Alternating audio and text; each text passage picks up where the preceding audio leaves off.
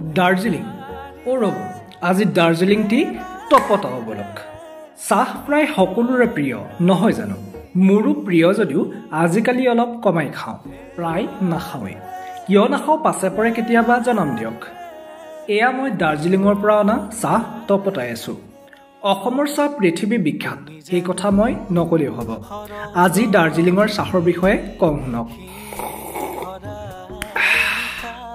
geographical indication অৰ্থাৎ GI tag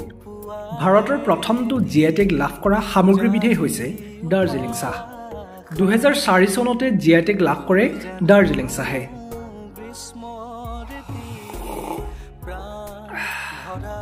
বঢ়িয়া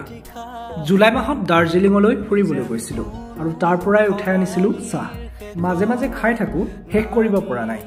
আপুনিও সোৱাদ ল'ব বিচাৰে নেকি তেতিয়াহ'লে আহিব পাৰিলে এপাক